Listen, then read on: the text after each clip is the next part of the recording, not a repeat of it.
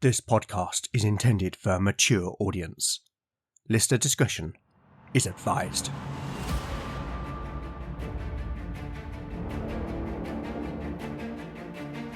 Welcome back to Legend of the Bones.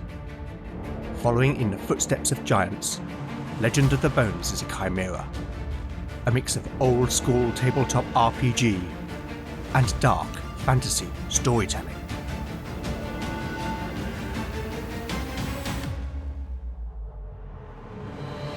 As its name might suggest, in Legend of the Bones the dice rule. There'll be no rerolls, no fudging the dice, no metacurrency. The roll of the bones will determine the character's destiny, and no one will be spared their fate. None shall escape the destiny of bone.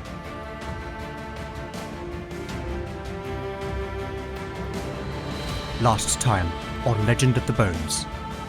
Following the battle with the blind acolytes and the Serpentine champion, Lena comforted the young woman who was to have been sacrificed, and she in turn told the cleric her name was Jenna. Beric had been temporarily blinded when the cult's leader had cursed the warrior with the unholy miracle of darkness, and Valen determined that it was the jewelled eyes of the profane idol of Nedra that granted the blind acolytes, and in turn Beric, the ability to see by means of a mind's eye.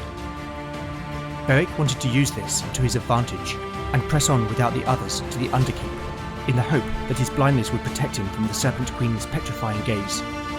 However, the companions refused to let Beric face death alone, and it was decided that only Valen and Talion would stay behind to keep Jenna safe, and also, should the worst happen, carry the news of the companions' fate to Lord Conway. Lena blessed the company, and Talion cast the spell Resolve to afford the companions further protection. Those going on then descended down into the lower level of the fortress. Here they found an altar, above which was the gold disc which they sought. But as Keir went to retrieve it, strange whispers could be heard, luring the companions into the next room. Keir, Bjorn and Arn were unable to resist, and to the dismay of the others, they ran into the chamber beyond. With nothing else for it, Beric, Lena and Knut followed after, in the certainty that they were about to face a deadly peril.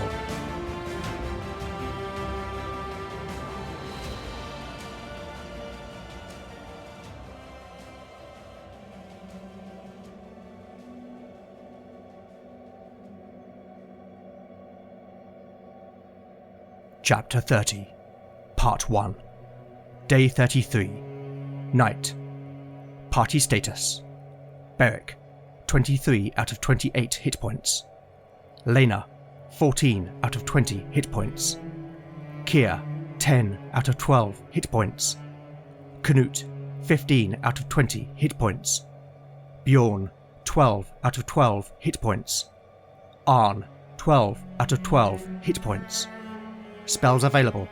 There are no spells available. Shadows flickered and danced about the many-pillared hall in which Keir, Bjorn and Arn found themselves. Several floor-standing braziers gave some warmth to the chamber, whilst the air was thick with the fragrant scent of incense. Standing dotted about between the pillars, basking in the soft orange glow, were a dozen or so statues of men and women. Like the others before them, each stood frozen in horror and torment. Yet despite the macabre scene and the cold grip of fear, the three men felt strangely compelled to remain in the chamber. In the centre of the hall was a stone column, far wider than the other pillars. It was as wide as the height of two men, and 5 feet or so up from the base was a barred window, revealing a hollow interior, and beyond was another barred window opposite. Keir's eyes were drawn to the strange room within a room, and as he looked through the bars, he thought he saw someone, or something, momentarily past the window on the far side.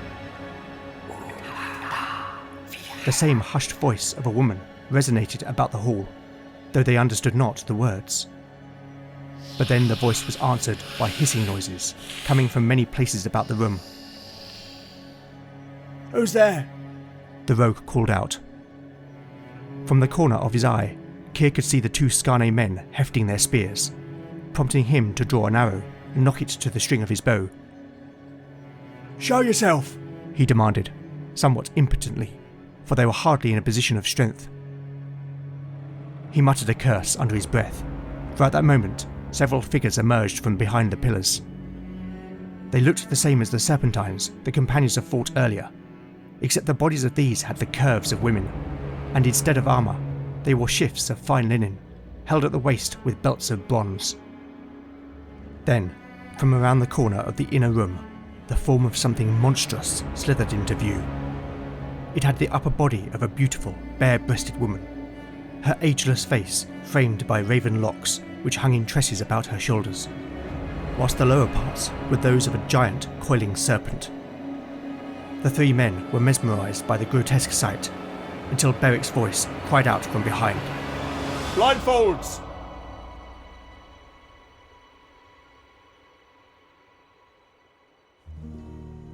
Dramatis Personae. Keir. The rich aroma of stew filled Keir's nostrils as he stirred the steaming cauldron with a large wooden spoon. Whilst all about, the chapel's kitchen was filled with the hustle and bustle of many hands at work. He was quite happy with his chore, for there was something relaxing about the rhythmic motion of stirring, and it allowed him to be alone in his thoughts. His stomach rumbled, and he wished he had eaten something before coming. The pottage was simple but honest peasant's fare, yet it would be gratefully received by those who came seeking alms. He was not sure why he continued to come to the Chapel of Solace. Perhaps it was out of some sense of atonement. Ever since his mother had died, Keir felt like he had made one bad choice after another. But what choice had he really had? He had been too old to be taken in by the orphanage, and the streets and alleys of Godsport were a poor home for a child. Yet no craftsman would have apprenticed a penniless gutter snipe. Steal or starve, that was all he could do. And so he stole, again and again, until he picked the pocket of the wrong man. While Silas did put a roof over his head and food in his belly, Keir both feared and hated the man. He thought back to one of the other boys, Sim. He and Keir had been friends. Sim was an orphan too, though he had been on the streets most of his life. He was small for his age, no doubt the result of years of malnutrition, and yet, despite the hardship of his life, he was kind, with a keen sense of humour. He was not, though, a very good thief. Every day, Silas would call the youths together. The gang leader would assign jobs and collect the loot from the previous day's endeavours. Anyone who failed to bring back anything was severely punished. Silas would walk along the line with a sack, as each dropped their haul into it. Keir knew that Sim had nothing for the sack. His own offering was meagre that day, though he had tried to give it to the other boy, for Sim was regularly beaten for his failures. But he had refused, and now stood next to him, shaking with fear. The floorboards creaked under Silas's slow, deliberate steps. Keir brought forth the handful of coins and dropped them into the sack, but when Sim did not do likewise, Silas stopped and stared at the boy. Sim was white as a sheet. He began to shake his head. Silas dropped the sack, its contents clanging on the floor. He reached out with a thick, dirty hand, grabbing Sim by his ragged clothes and lifting the boy off the floor. "So, you got nothing?" he demanded rhetorically. Sim was terrified, unable to speak. The boy lost control of his bladder as urine ran down his leg and then onto the floor. "Leave him alone."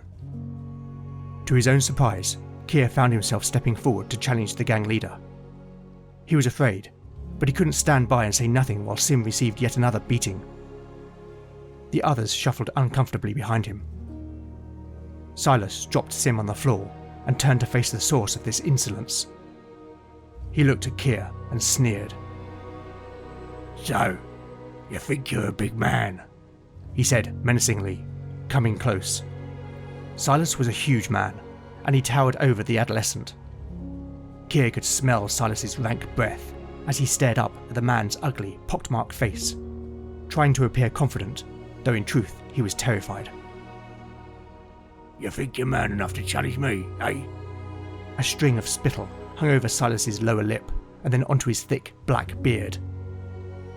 "Leave him alone," Keir pleaded, his voice now more conciliatory. And I'll bring extra, tomorrow. Silas snorted in derision. Then, without warning, punched the young thief hard in the stomach. Keir instantly felt like all the air had been sucked out from his lungs. He buckled over, dropping to his knees like a sack of turnips, coughing, gasping for breath. He heard the floorboards creak again, and the swift movement of feet. Keir looked up, tears running down his cheeks, and snot hanging from his nose, just as Sim plunged a knife into Silas's back. The brute roared in shock and pain, and spinning around, struck the boy across the face with the back of his hand, the knife still sticking out from between his shoulders.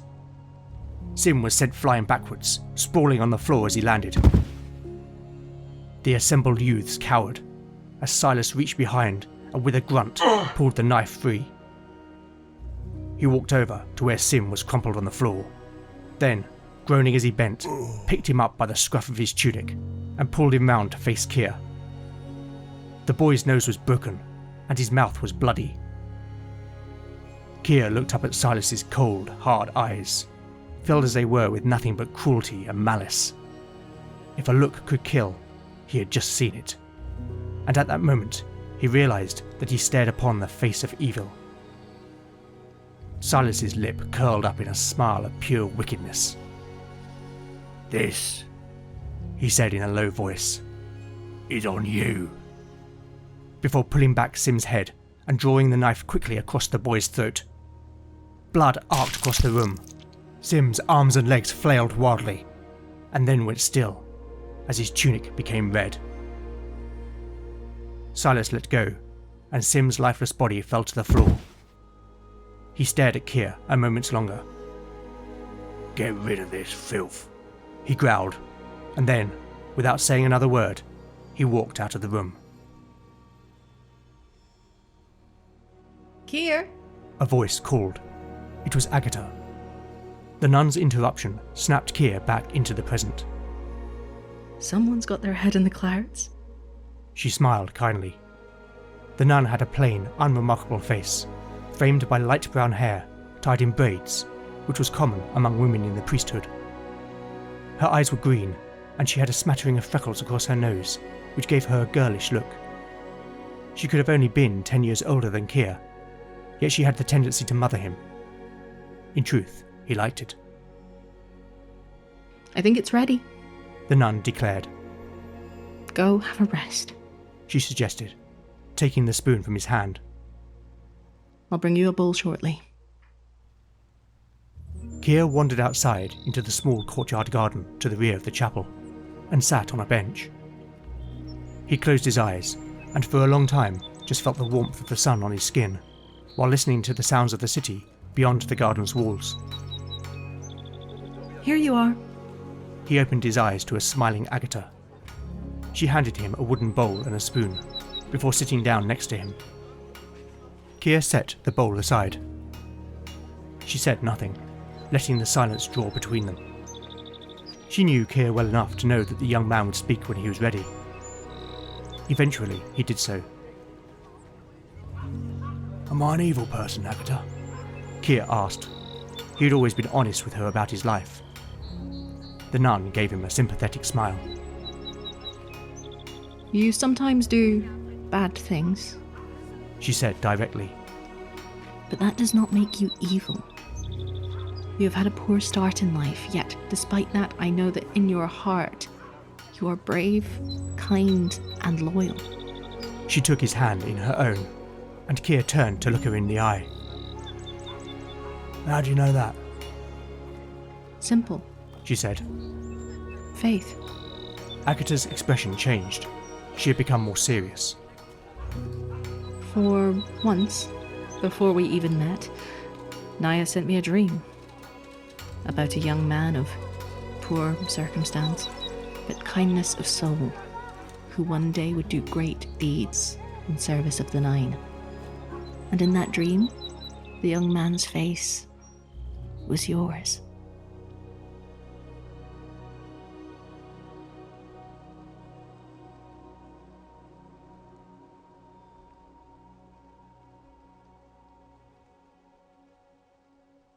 Entering combat. So, the party have entered the lair of the Serpent Queen in a degree of disarray. As a player, this is not what I had planned, but as we know, the best laid plans rarely survive contact with the dice. Now this is going to be one hell of a fight, and I'm already regretting sending the party in a weakened state, and without Valen and Talion. But the choice was made, and I now have to accept the consequences. Nedra is a custom creature. She is a 6 hit dice monster with an ascending armor class of 12. She gets a +6 to hit and has a range of different attacks available to her. Firstly, she is armed with a bronze staff, the tip of which is fashioned as a snake's head, giving it the same attack damage as a mace. In addition, Nedra can attempt to petrify a single enemy by holding them in her gaze. If her target is blindfolded, she will first need to remove the covering by making a successful attack roll. Her clawed hand will do 1d4 points of damage in the process, and allow her to attempt petrification in the next round. In the basic expert rules, petrification automatically succeeds, with the only chance of avoiding the effect being a save versus paralysis. Personally, I'm not a fan of automatic success when the stakes are so high. It's one of the reasons why I make magic users and clerics roll for casting spells. My house rule is that to petrify a victim, Nedra must make a successful attack roll against the target's base armor class. This represents catching and holding the character's gaze. If this happens, the character may still attempt a save versus paralysis, thus be turned to stone. In addition, a successful save also means the target becomes immune to Nedra's petrification for the rest of the encounter. As mentioned earlier, Nedra is also a powerful sorceress, with the spellcasting ability of a 6th level magic user. The Serpent Queen has already cast Clairvoyance, and the 1st level homebrew spell Lure, and as such she has the following spells still available. At 1st level, Push. At 2nd level, Nedra has 2 new homebrew spells, Rack and Serpent Staff. You can find details of these spells at legendofthebones.blogspot.com. Finally, most dangerously, at 3rd level, Nedra has Lightning Bolt. I also need to determine the Serpent Queen's hit points. Rolling 68. 39! Oof! She is tough. You can find a full creature profile for Nedra at legendofthebones.blogspot.com. Not only that, but Nedra is also attended by 5 Serpentine Handmaidens. These are 2 hit dice monsters like the other Serpentines, although they are unarmoured and carry only daggers. This gives them an ascending armor class of 12. Rolling 2d8 for hit points. 9. Whilst the basic expert rules state that blind characters cannot attack, I'm going to rule that they can, albeit with a -4 penalty to hit, which will be netted off against other penalties and bonuses. Now, Talion's spell Resolve affords the characters a +1 to any saving throw, but with its duration being just 1 turn, I'm going to say that there is a 4 in 6 chance that the spell has already expired. A 5. Okay, so I'm going to say that the spell will expire in 1d6 rounds. A 6? Well, the party are going to need all the luck they can get. And finally, given that spells have the potential to be disrupted, I will declare spell intentions at the start of each round. Okay then, let's have at it. Round 1. I'm going to rule that the first round only involves Kier, Bjorn and Arn. Nedra and the Serpentines are not surprised, but let's see if the characters are. A roll of 1 or 2 on a d6 means they will be. A 1! No initiative, as the 3 men are surprised. And given this, I am going to rule that they do not act quickly enough to get their blindfolds on. As such, Nedra will attempt to petrify one of them. I am going to roll a d6 to determine the target. On a 1 or 2, it will be Kier. On a roll of 3 to 4, it will be Bjorn. And a 5 or 6, Arn will be the target. A 5, it's Arn. With her attack bonus against Arn's base armor class, Nedra will need to roll just a 4 or more. A 9. Arn will now need to roll a 13 or more for his saving throw. A 16! The Skarne's eyes meet those of the Serpent Queen, which burn with a green fire. He feels her hatred and loathing burn at his very soul.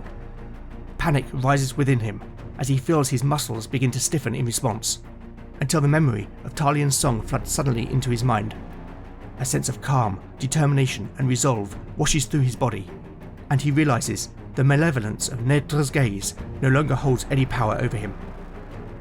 The 5 Serpentine handmaidens rush forward, blocking the path to Nedra and attacking the 3 men. The first will attack. Bjorn. It will need a 13 or more to hit. A 17 for 1 point of damage, as the creature's dagger scratches Bjorn's forearm. The second Serpentine will attack. It's Bjorn again. But with a 3, the Skarne warrior easily pushes the blade aside. The third Serpentine will attack Arn. It will also need a 13 or more. A 7 means the creature cannot find an opening. The fourth Serpentine will attack Kia. Against the rogue, the Serpentine will need to roll an 11 or more. A 3. Kia steps back to avoid the dagger. The fifth Serpentine will attack. It's Kia again. But a 5 means the creature slashes a tear. Round 2. Initiative. The enemy. A 6. The party. A 1.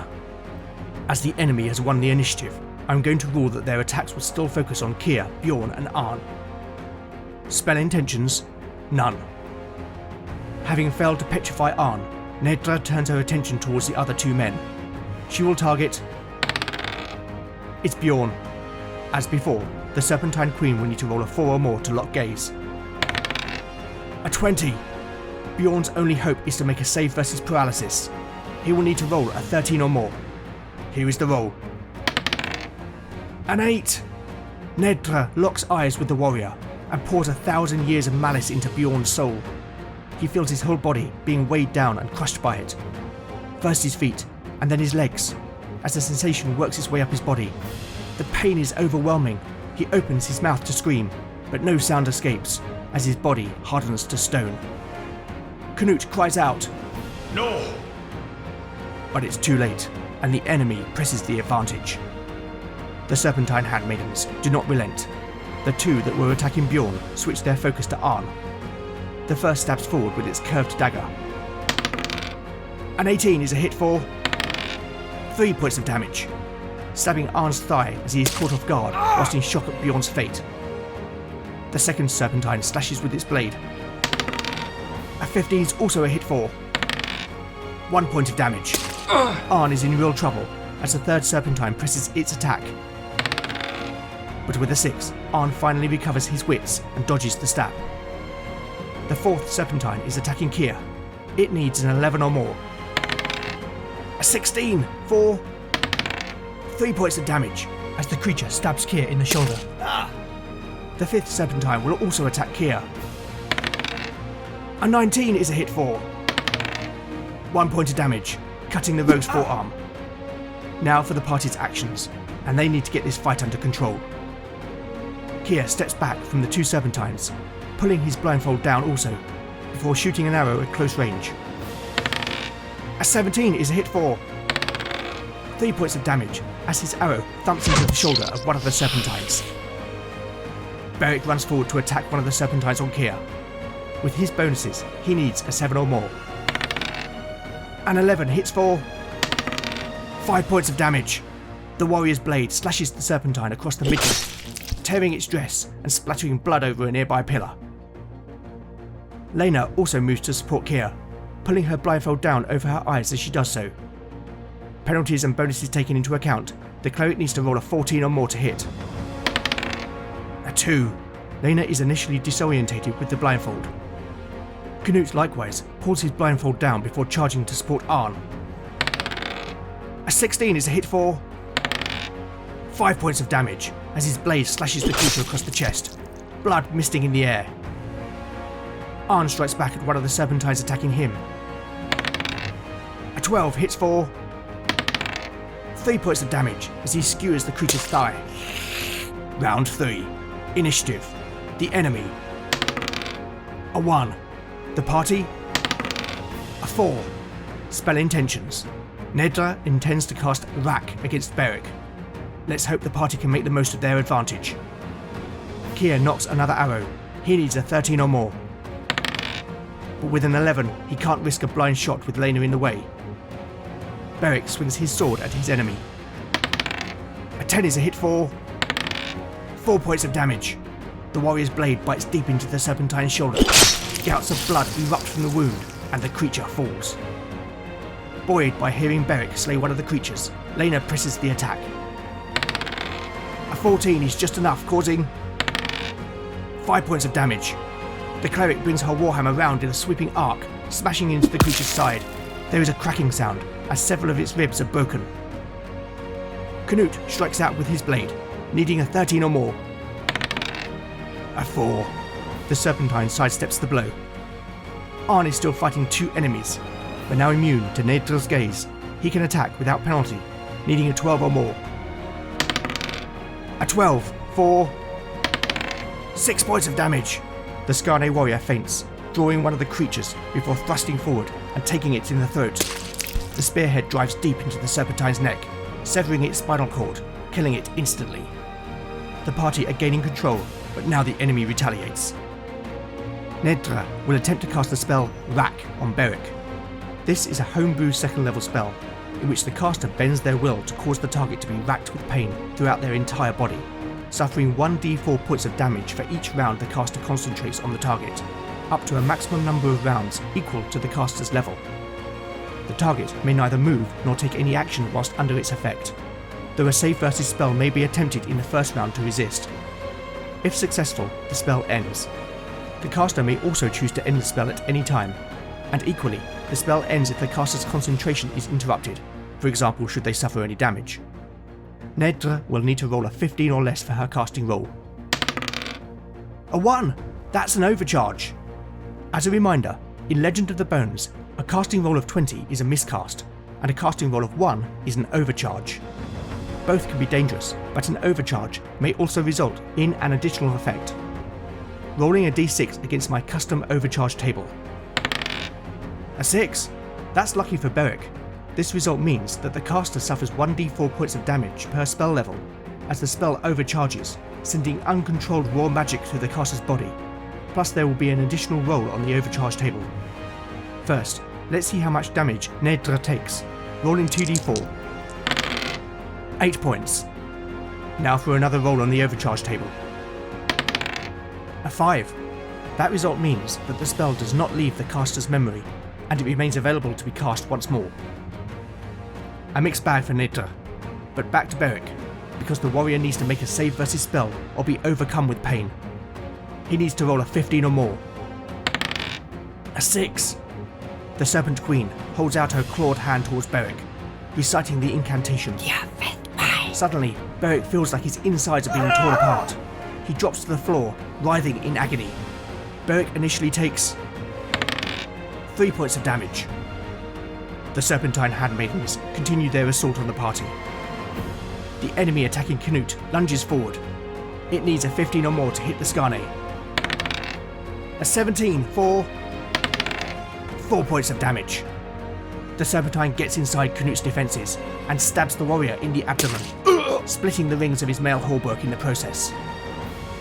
The remaining Serpentine facing Arn strikes forward, needing a 15 or more. A 1! The creature slips on the blood of its fallen comrade and falls to the ground. It will lose its next turn. The final Serpentine is attacking Lena. It also needs a 15 or more to hit the cleric. But with a 3, Lena easily pushes the creature away with her shield. Round 4. Initiative. The enemy. A 6. The party. A 3. This fight hangs in a balance. Spell intentions. Nedra will maintain the spell Rack on Beric. Beric remains immobilized as he writhes in agony on the floor, suffering another 4 points of damage. The Serpentine, facing Canute, slashes with its dagger. A 19 is a hit for 1 point of damage. Canute attempts to dodge, but the blade catches him on the brow above his right eye. The Serpentine, engaged with Arn, fumbled last round, and so misses its action. The final Serpentine lashes out at Lena. It needs a 16 or more to hit the cleric. An 18 for 2 points of damage. The Serpentine goes low, stabbing its dagger into the cleric's thigh. Now the party's actions. Beric cannot act, as he is under the effect of Nedra's Rack spell. Lena pushes the Serpentine away and then swings with her warhammer. A 14 is a hit for 3 points of damage. That's enough. The cleric's blow smashes into the creature's head. There is a sickening crunch as its skull caves in under the impact, and it falls. Lena turns to help Beric.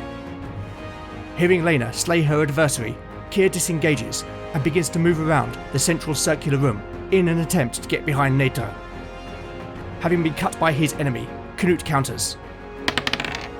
A 15 is a hit for 3 points of damage as he brings the sword down on the creature's extended arm, opening a vicious cut. Arn takes advantage of his enemy being on the ground. Nat 20! The Skarni will do maximum damage plus an additional die. That will be 12 points in total. Arn spins the spear in his hand and then stabs down, impaling the creature through the stomach as rivers of blood splatter from the wound. Round 5. Initiative. The enemy. A 4. The party. A 3.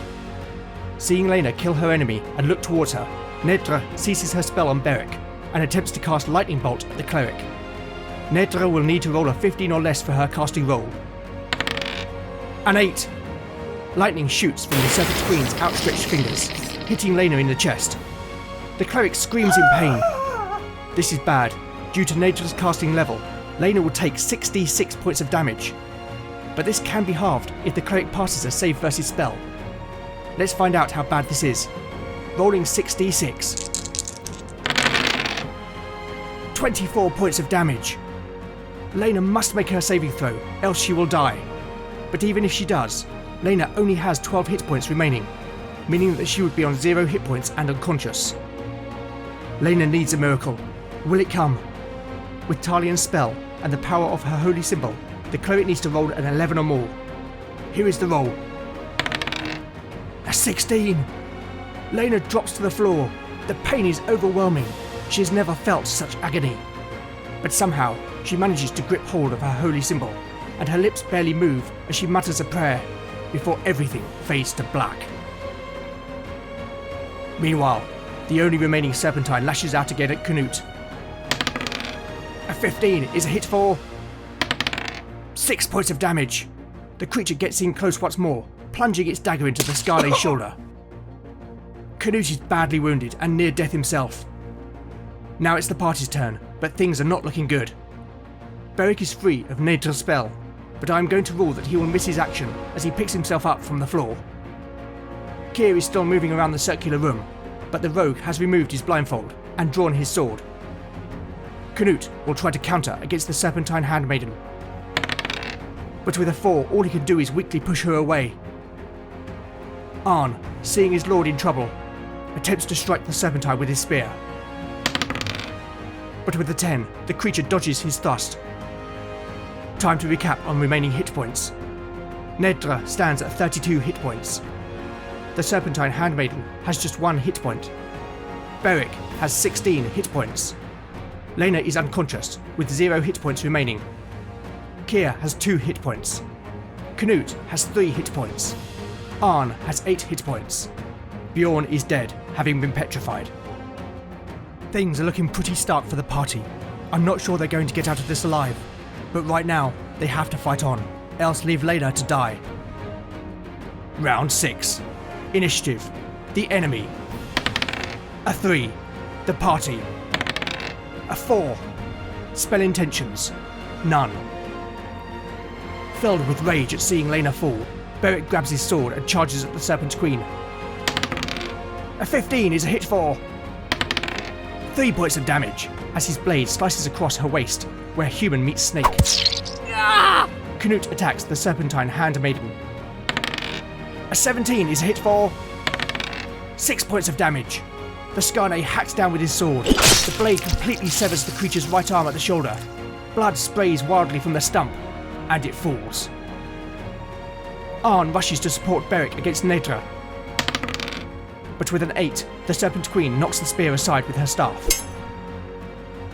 Finally, Keir has come around behind Nedra, whilst the Serpent Queen has been distracted by the others. The rogue has removed his blindfold. This is a risk, but he has done so because he needs to make this count. So with Lena's blessing still in effect, and the backstab bonus afforded to rogues, Kier will get a +5 to hit, meaning that he needs to roll a 7 or more. Come on, Kier.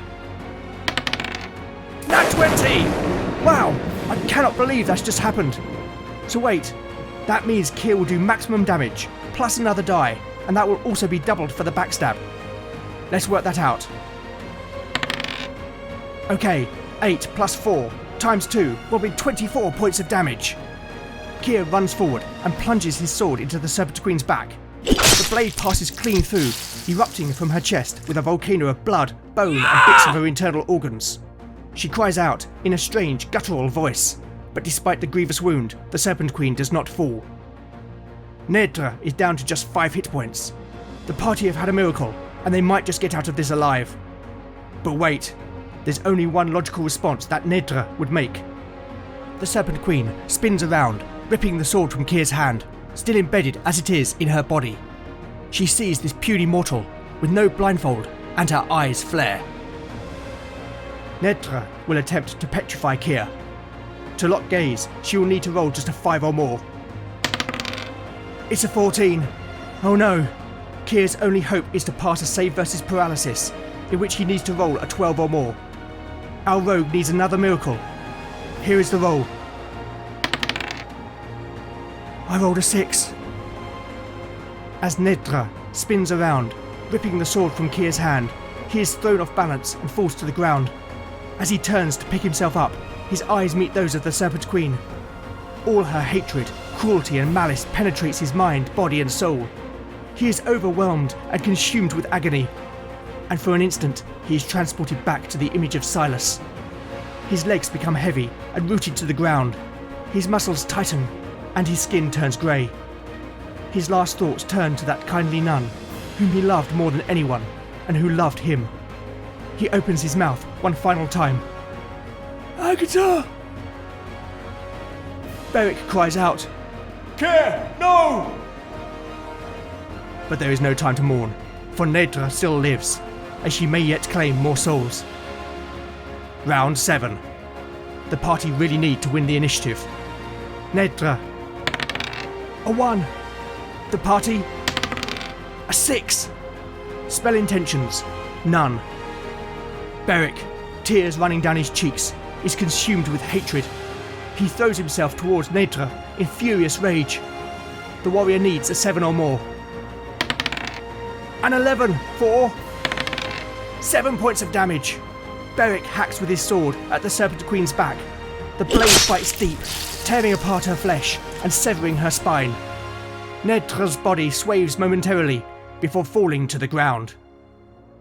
The battle is won, but at what cost?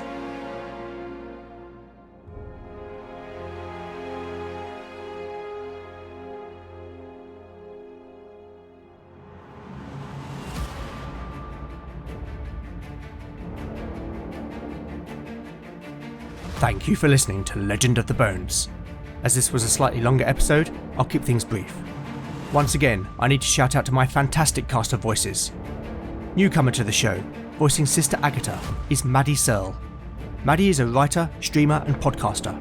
You can find Maddie on X at Maddie_abstract. Maddie also has a podcast called A Game of One's Own, in which she plays a variety of solo and co-op games with narrative. I definitely recommend checking it out. Also returning in the role of Canute is John Cohen, creator of Tale of the Manticore. Thank you both, as ever I'm very grateful. I'll put their various links in the show notes.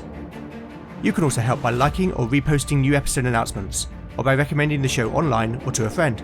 You really can't beat the power of word of mouth. Alternatively, if you'd like to show your appreciation by buying me a metaphorical cup of tea, then I now have a Ko-fi page at ko-fi.com/Legend of the Bones. Any donations will go towards the show's running costs. If you'd like to get in touch, then you can contact me on X at LegendBones, Mastodon at LegendBones@ttrpg-hangout.social, Instagram at LegendOfTheBones, email at legendofthebones@gmail.com, or go to legendofthebones.blogspot.com for show notes, house rules, character profiles, art, maps and more. Join me next time to find out what awaits our adventurers as the bones decide their fate. None shall escape the destiny of bone.